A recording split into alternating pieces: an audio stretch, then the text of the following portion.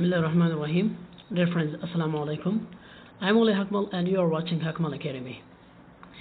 Before going to start the lecture, I would like to request to please subscribe to my channel and share it with your friends. दोस्तों, आज हम rain Martin के chapter number 2 की बात करते हैं और इसमें हम ये पढ़ेंगे कि व्हाट इज सब्जेक्ट क्या है एंड व्हाट इज प्रेडिकेट और प्रेडिकेट क्या है. We have studied about the sentence and we studied that a group of words which has sense. Okay, it's called sentence, and we have also studied the 4 types of the sentence like declarative, imperative, interrogative and exclamatory sentences. Today we are going to talk about the 2 important components of the sentence. The very first and important component of the sentence is subject and second one is the predicate. सबसे पहले discuss करते हैं subject को. बहुत से grammar की किताबें हैं लेकिन उनमें जो सबसे ज़बरदस्त और आसान समझने वाला जो डेफिनेशन किया है वो रेन मार्टिन ने किया हुआ है, जिसमें कहते हैं कि सब्जेक्ट जुमले का वो शख्स होता है, वो जगह होती है या वो चीज़ होता है जिसके बारे में हम जुमले में बात करते हैं. The part which names the person or thing we are speaking about. जुमले का वो हिस्सा जिसमें हम किसी शख्स या किसी चीज़ के बारे में बात करते हैं, जुमले के उस हिस्से को सब्जेक्ट कहते हैं. या दूसरे अल्फाज में, जब हम किसी शख्स के बारे में, किसी चीज़ के बारे में जुमला कंस्ट्रक्ट करते हैं तो वही शख्स या वही चीज़ या वही जगह जो है वो जुमले का सब्जेक्ट बन जाता है. इसी तरीके से उस शख्स के बारे में हम कुछ कहते हैं और उस शख्स के बारे में हम जो भी कहते हैं उस हिस्से को प्रेडिकेट कहते हैं. यानी जुमले का वो हिस्सा, the part which tell us something about the subject. जुमले का वो हिस्सा जो सब्जेक्ट के बारे में कुछ बताता है तो जुमले के उस हिस्से को प्रेडिकेट कहते हैं. जिस तरह हमने पढ़ लिया कि सब्जेक्ट जुमले का वो हिस्सा जिसमें हम किसी शख्स, किसी चीज़ या जगह के बारे में बात करते हैं तो जुमले के उस हिस्से को सब्जेक्ट कहते हैं. But in some books and some teachers define subject as the doer of any action is called subject. काम करने वाले को सब्जेक्ट कहते हैं. लेकिन ये डिफिनेशन किसी हद तक जो है रॉन्ग कंसिडर किया जा सकता है.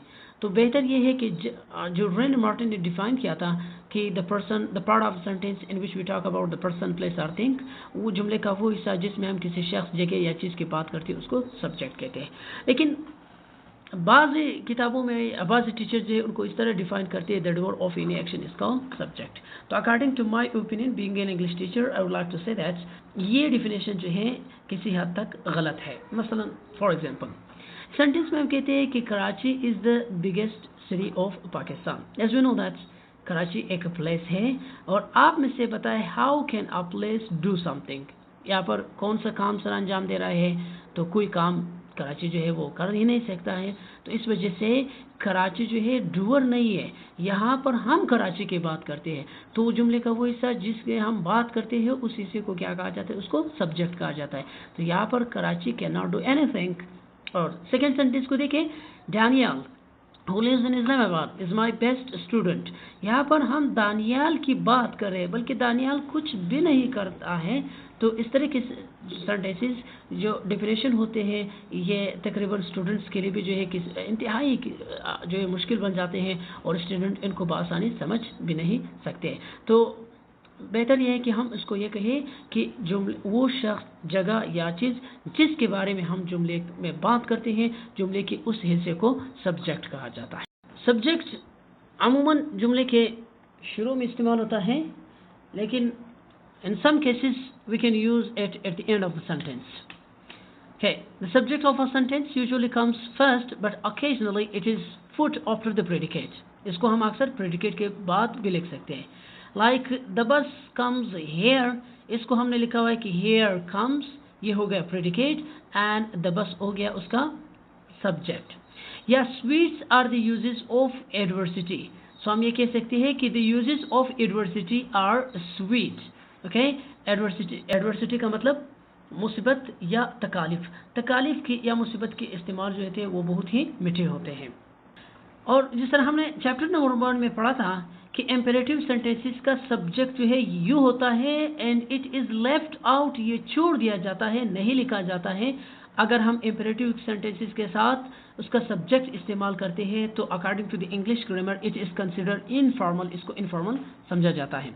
تو امپیریٹیو سینٹینسز کا سبجیکٹ ہمیشہ یو ہوتا ہے لیکن وہ اس کے ساتھ استعمال نہیں ہوتا ہے. یہاں پر جس طرح چیک کریں سٹ ڈاؤن، اس کا مطلب یہ ہے کہ یو سٹ ڈاؤن، چونکہ یو اس کا سبجیکٹ ہے استعمال نہیں ہوتا ہے، صرف انڈرسٹوڈ ہوتا ہے، صرف ہم اس کو انڈرسٹوڈ کرتے ہیں. یا اسی طریقے سے تھینک ہم، اس کا اوکے یہاں پر سینٹینس میں سبجیکٹ جو ہے اس کا مطلب یہ ہے کہ یو تھینک ہم. یاد رکھنا سبجیکٹ کے بغیر ہم کسی بھی سینٹینس کو کنسٹرکٹ نہیں کر سکتے ہیں، لیکن سوال یہ پیدا ہوتا ہے کہ امپیریٹیو سینٹینسز میں تو سبجیکٹ نہیں ہوتا ہے، تو پھر جواب یہ ہوگا کہ تمام امپیریٹیو سینٹینسز کا سبجیکٹ یو ہوتا ہے جو انڈرسٹوڈ ہیں لیکن ہم ان کو استعمال نہیں کرتے ہیں. Here too the subject is understood.